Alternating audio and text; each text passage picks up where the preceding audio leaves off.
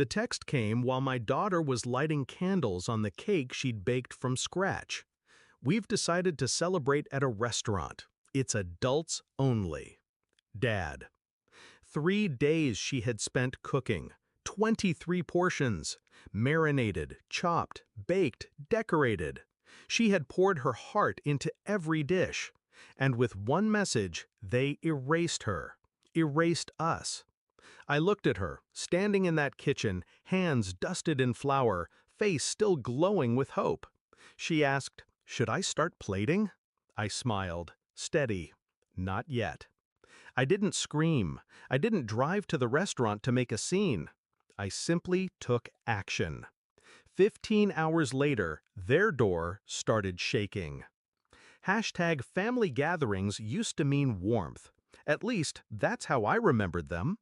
My mother, sharp, elegant, demanding. My father, controlling, cold, a man who spoke more with rules than affection. I was the dutiful daughter, the one who bent to keep the peace. But my daughter, she was different. 17, with fire in her eyes, with the kind of kindness that disarmed strangers. She loved cooking, not because she had to, but because it made her feel closer to the people she loved. She thought my parents would taste her food and see her. Instead, they spit her out before the first bite. It wasn't the first time. The whispered remarks at Christmas about her tone. The Easter dinner where they invited everyone but us. The sideways looks whenever she spoke her mind. But this was different. This was cruelty sharpened into precision. To cancel her 3-day effort with a text. To call her unworthy, not even with words, but with silence. That was the moment I realized. They weren't just excluding me anymore. They were targeting her. And that I couldn't forgive. I could have argued. I could have begged for her seat at their table. But why would I? Their table was rotten. Their party meaningless. What mattered was not fitting into their world, but showing them what it felt like to be cut out of one. So I planned. Quietly, calmly. Every ounce of pain they caused her became fuel. Every slight became strategy.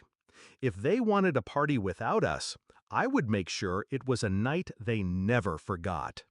Step 1, the food. I packed every dish my daughter had made, carefully, lovingly, labeled them, sealed them, set them aside. Step 2, the invites. I called the cousins, the neighbors, the very people my parents wanted to impress at the restaurant. I didn't beg them to skip. I gave them an alternative. There's food already waiting, homemade, enough for everyone.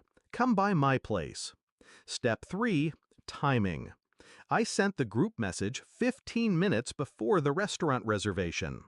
While my parents arrived in their finest clothes, expecting applause, their guests' phones buzzed. One by one, the guests turned and walked out. Where did they go? To my house. To my daughter's table. The meal she prepared became the centerpiece. The laughter that filled our home was the kind my parents had tried to deny us. And while the restaurant sat half empty, my daughter, my 17-year-old girl, was surrounded by people who actually saw her. But I wasn't done, because while my mother stewed in embarrassment and my father clenched his fists in humiliation, I knew their pride wasn't the only weak point. The real strike was financial. The restaurant required a deposit, a hefty one, non-refundable, charged to Dad's card. So when the staff brought out trays of food for empty chairs, the humiliation doubled with every dollar wasted. And then came the calls. First from my sister, then from Dad. Angry, demanding. I let them ring. Until I didn't. When I finally picked up, Dad's voice was trembling with rage. "What the hell did you do?" I kept my voice calm. I gave her the birthday party she deserved, the one you stole. He spat curses. I didn't flinch. You wanted an adults-only night? I said quietly. Now you've got one. Alone. And I hung up. 15 hours later, their door shook.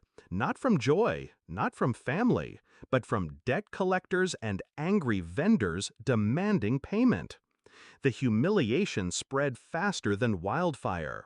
The story of the failed birthday dinner became gossip at the country club, whispers at church. My parents, so obsessed with appearances, were stripped bare. Their empire of pride toppled. And my daughter? She stood taller. That night she looked at me and said, "They didn't want me there." I held her hand, steady. They didn't deserve you there. For the first time in years, I didn't feel like the child begging for a place at their table. I felt like the woman who built her own. They had erased her effort with a text. I erased their illusion with silence. And as I watched her smile, surrounded by the family we chose, one truth cut sharp and clean. They tried to make her invisible. Instead, I made them irrelevant.